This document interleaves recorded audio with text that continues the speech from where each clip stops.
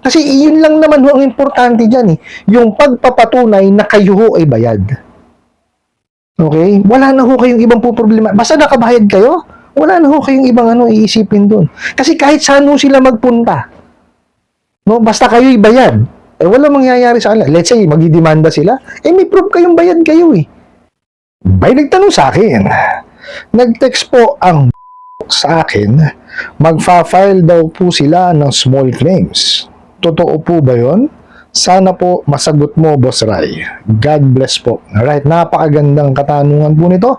Pero bago ho natin sasagutin, imbitahan ko muna sana kayo na pakisuportahan po sana ang aking mga social media accounts sa YouTube, Facebook, and TikTok. God bless din po sa inyo. Ito yung mga klase ng ng mga mensahe na lagi nilang pinananakot. Kesyo magfa-file sila ng na small claims, no? Pa-file sila ng estafa, no? Magfa-file sila ng Article 8484, no? Tapos mayroon pa yung Article 318 tsaka 31, kung ano-ano pong article, no? Pati yung pagpupunta sa barangay, magsasama ng pulis, no?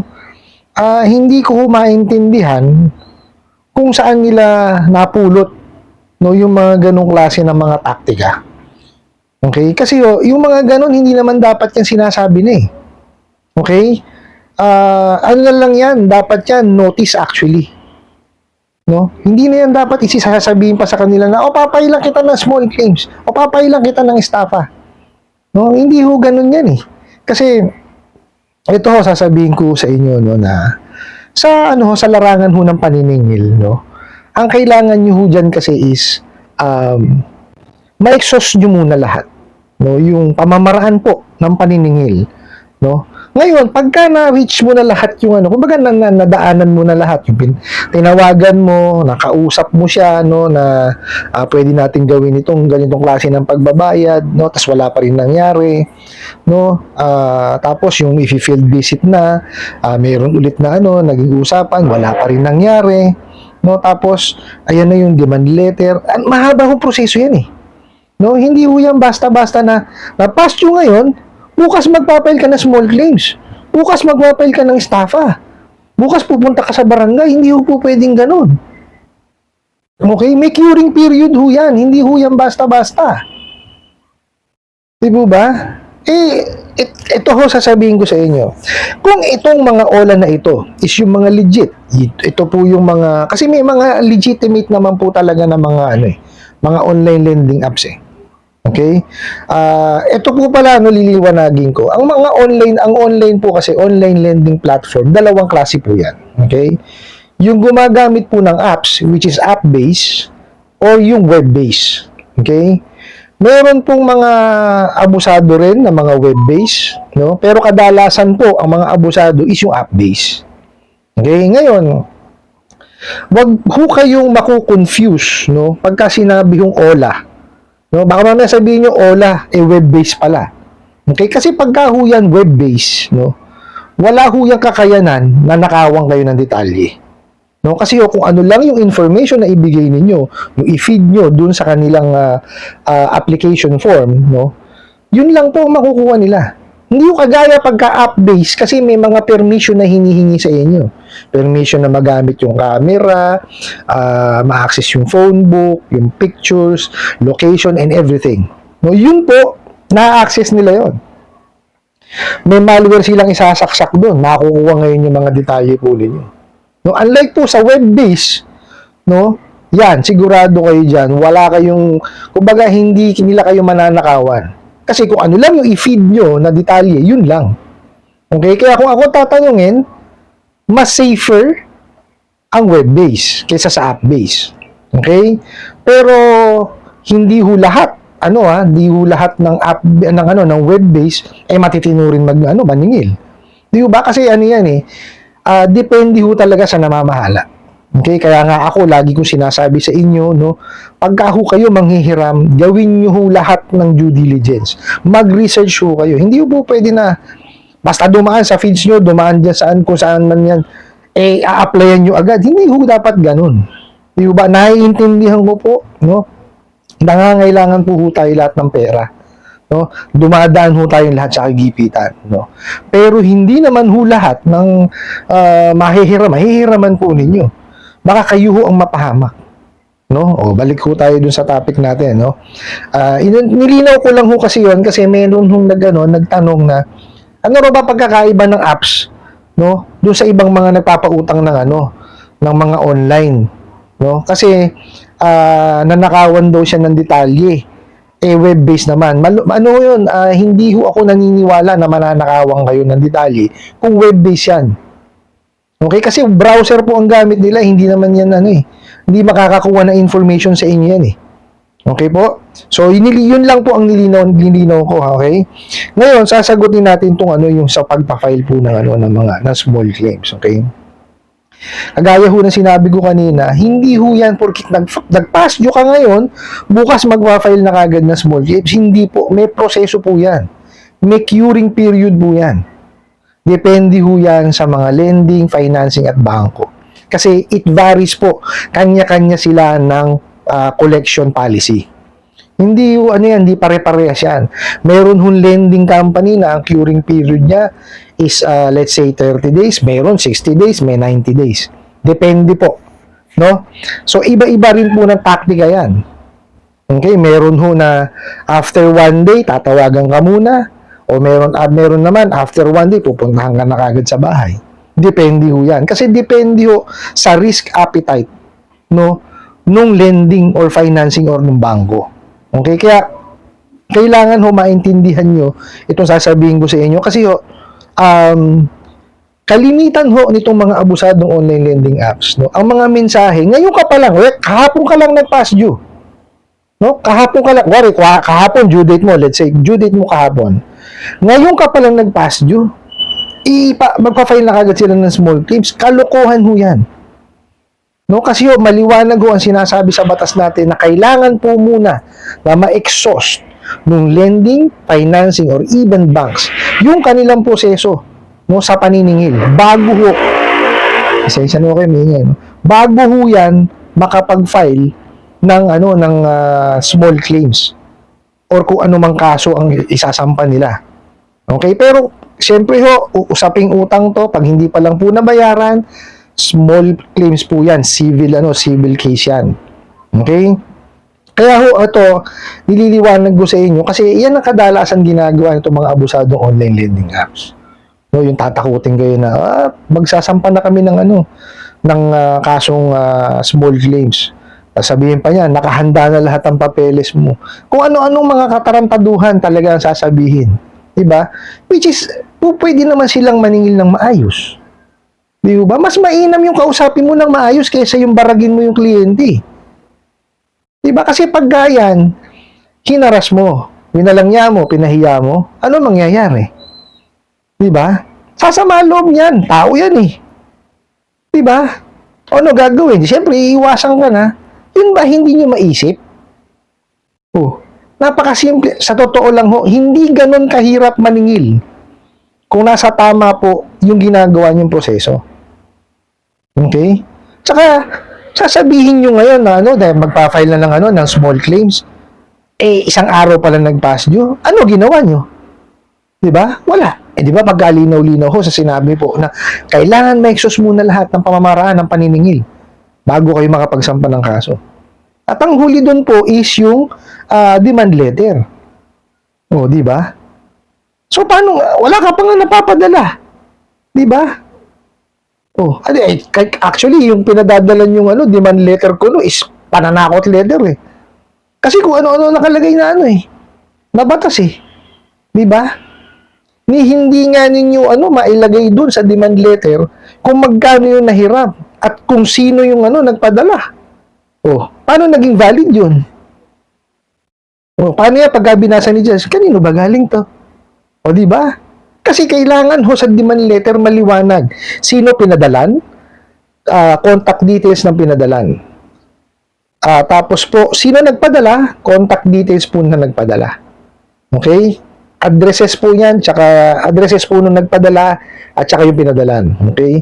Yung body of letter niya, ano po ba yung body of letter? Maaari po yan yung detalye ng utang, Tapos, ano po yung mga po pwedeng gawin? Di po ba? Tapos, yung pagdidiman yan ng ano. Kaya nga po demand letter, yung pagdidiman yan ng bayad. Di po ba? Tapos, syempre, pipirmahan ho yan. Okay? Pag gaganyan po mga kumpanya, dapat yan may pirma ng abogado. Okay?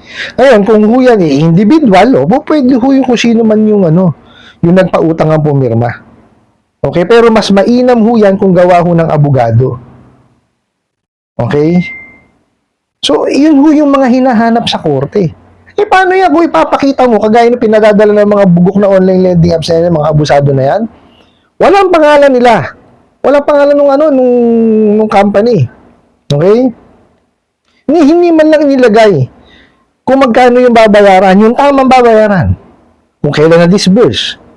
Okay? Wala man lang taning. Ba't walang yung taning isang araw? O di kaya yung within the day? Kasi raulo ka. Bigyan mo ng pagkakataon kung ilang araw. Diba, kailangan nyo may negotiation yan eh. Hindi naman po pwede na nag-past due. Nagpadala ka ngayon ng demand letter. Nung ma-receive ngayong araw din yung yung pagbabayad, si raulo ka. Bigyan mo kahit ilang araw man lang. Diba? May palugit dapat dyan. Kaya, Mariosip, nagipit nga diba? Nakakainis kayo eh. Diba? Sa totoo lang, tinatawa ko na lang, pero busit na ako sa inyo eh. Diba kasi, yung lahat na lang ng hindi tamang pamamaraan ng paniningil, ginawa nyo. Kung nakita nyo, nagpapadala kayo ng mensahe, magbabail na daw na sila ng small claims.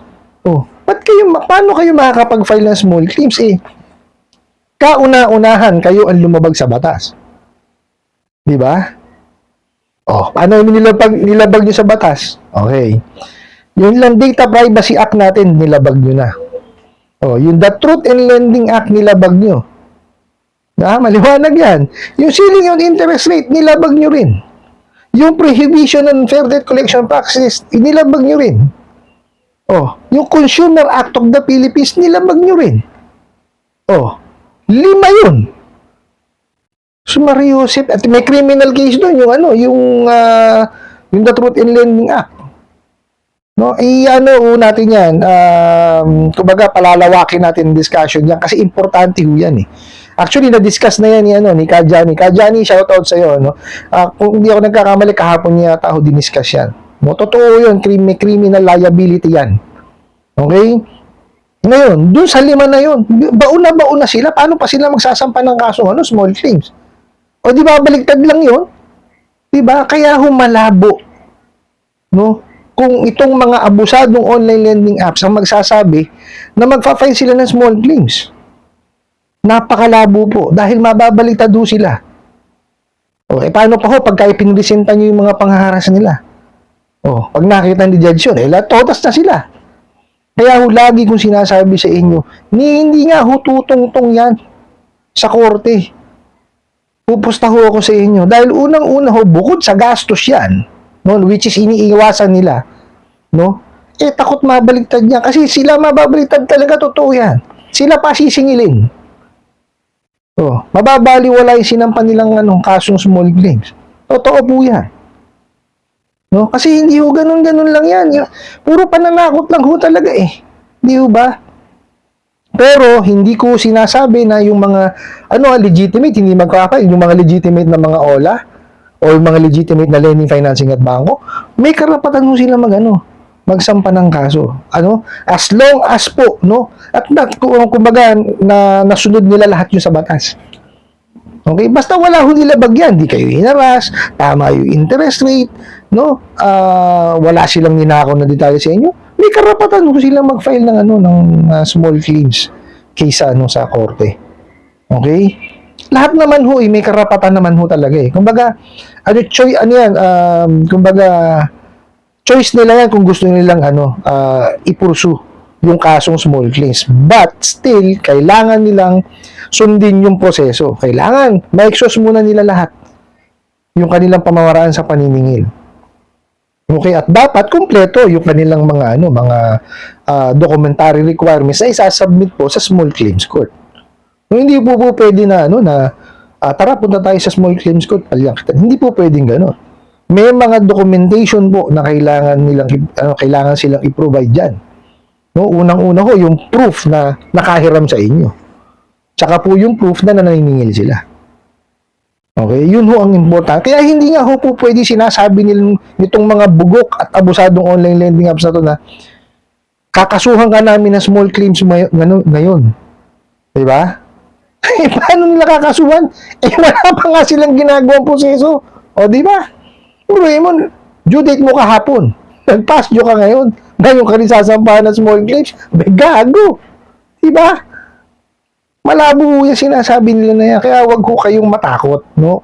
Ang pinaka-importante pong gawin po ninyo is pakalmahin nyo yung sarili ninyo. Okay? Tapos, gawin nyo kung ano yung mga usual nyong ginagawa bago kayo magkaroon ng problema dito sa mga abusadong online lending apps na to. No? Kumbaga, lumabas kayo, wag ho kayo magmukmuk kasi kayo rin lang ho ang maapektuhan. Baka mamaya ma-stress pa kayo niya, magkaroon kayo ng anxiety, tsaka depression, tsaka emotional stress, na ang hirap-hirap po nun. Di po ba? Gawin nyo ho kung ano ho yung ikasisiyan ninyo. Kung usually malabas kayo ng pamilya, gawin nyo. No? Ang intindihin nyo ho, yung hanap buhay po ninyo para makapag-provide kayo doon sa pamilya po ninyo at makapag-ipon kayo na mabayaran niyo ang mga abusadong online lending apps na yan. Para pag nabayaran nyo, tapos. Di ba? Ang pinaka-importante, pag nabayaran nyo, tabi nyo ho yung proof of payment po ninyo. Mas mainam yan, picture ninyo or screenshot ninyo yung inyong mga resibo, no? Para po, ma-preserve nyo siya. In the event po, na maningil sila, may proof kayo, bayad kayo. Di ba? Kasi yun lang naman ho ang importante dyan, yung pagpapatunay na kayo ho ay bayad. Okay? Wala na ho kayong ibang problema. Basta nakabayad kayo, wala na ho kayong ibang iisipin doon. Kasi kahit saan ho sila magpunta, no? Basta kayo'y bayad, wala mangyayari sa kanila. Let's say, magdidemanda sila, may proof kayong bayad kayo Diba? Yun ho ang pinaka-importante, itabi nyo ho lahat yung binabayad nyo sa kanila. Kung kahit saan ho makarating yan, wala ho silang magagawa ron. Basta ho, bayad kayo. Ang kakampihan ho ng korte diyan kayo kasi bayad kayo Di ba? Yun lang naman ho importante kasi obligasyon natin na magbayad sa ating utang. Binayaran nyo Simple as that. Wala na ho tayong ibang doon. Kumbaga walang argumento ron. Binayaran mo May proof ka, napakita nyo, di ba? Pagka naipakita nyo sa korte na mayroon kayong bayad, tapos yan, nabswelto yan. No questions asked yan. Madidismiss ang kaso. Ganun lang naman ho kadali yun. Di ba? Wag na ho nating stressin ang sarili po natin. Kaya nga ho, lagi ko sinasabi sa inyo, pag ipunan, tsaka nyo bayaran. Kasi pag nabayaran nyo yan, kahit saan ho kayo makarating, no? Wala ho silang magagawa dyan. Kasi bayad Di ba? Yun lang naman ho importante dyan, mabayaran. Ano po? I hope nasagot ko po itong katanungan na to at sana po'y makatulong. Maraming salamat po sa inyong walang sawang pagsuporta at panonood sa aking mga videos. Maraming salamat po sa inyong pag-like, pag-share, pag-comment at pagtatanong. And kunin ko na rin po itong opportunity na to na imbitahan po sana kayo na pakisuportahan po sana ang aking mga social media accounts sa YouTube, Facebook, and TikTok. Hanggang sa muli po. Yun lang.